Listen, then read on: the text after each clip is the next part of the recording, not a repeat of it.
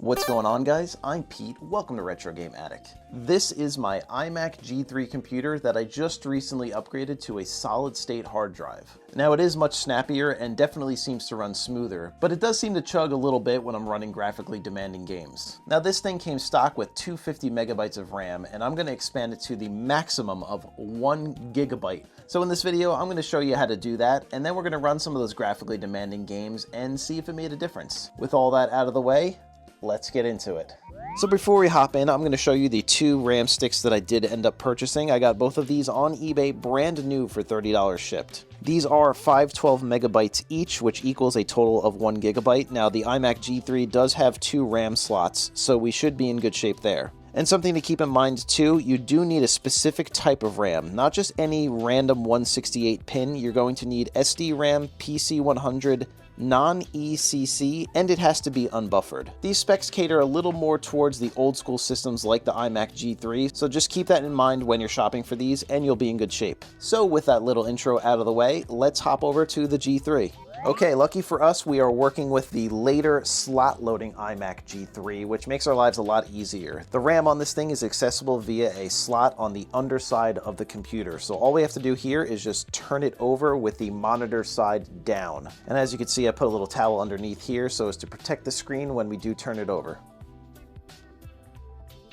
Here is the RAM access door that we're going to be opening up here, and you can see it is set to its locked position. So in order to unlock it, take something flat like a coin, or in this case, I'm just going to use a small flathead screwdriver. I'll angle it a little bit so you can see it better. Stick it down right in the middle of that slot and just twist it counterclockwise to the unlock position. And then it should fold down pretty easily.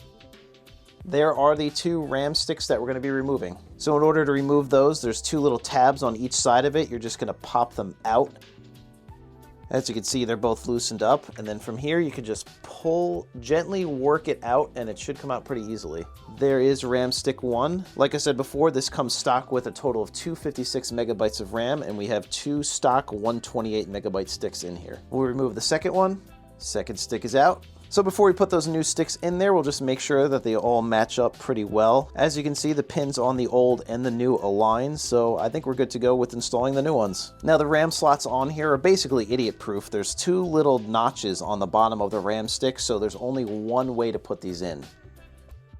And then once we have it lined up, we'll just gently push it in until those tabs come up. First one's up, second one is good, and that first one is in. We'll repeat the process with the second one, and that is it, guys. RAM install on this thing is as simple as that. So let's get this all buttoned back up. We'll hook our accessories back up, power it on, and see how we did. All right, so the first game we're going to boot up here is Power Pete.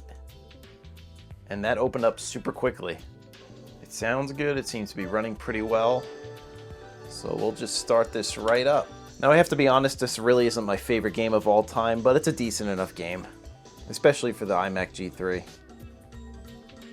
Wow, that loaded up super quick.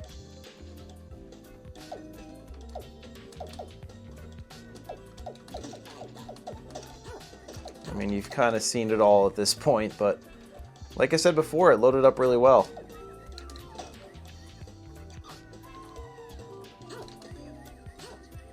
So enough with Power Pete, let's quit out of here. So really the main game I wanted to run here was Marathon Trilogy, because before I did this RAM install, it definitely chugged and it just didn't run as well as I think it could have. So let's try it out. We'll try Marathon. Here goes nothing. Pretty cool seeing the Bungie logo on an Apple product. All right, we'll go to begin new game. And that loaded up super quick. Now I'm playing with the keyboard here, so it's not going to be super intuitive.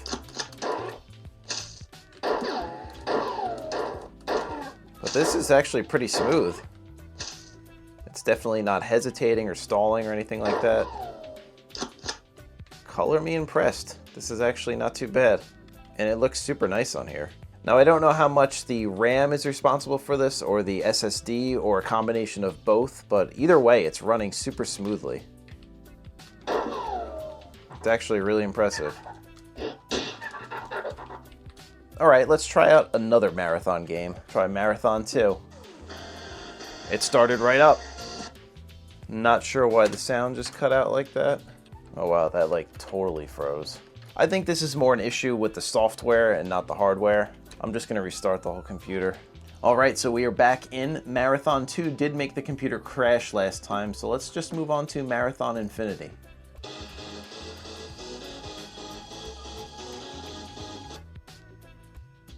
And that cut out too, unfortunately. That's super weird.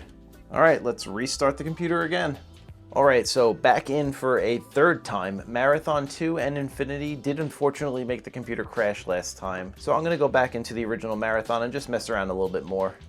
All right, luckily this one started up again, so that's always a good sign. We'll try begin a new game. And just like before, it is running super smoothly. Kind of a bummer that 2 and 3 aren't working though. It's so hard playing with the keyboard.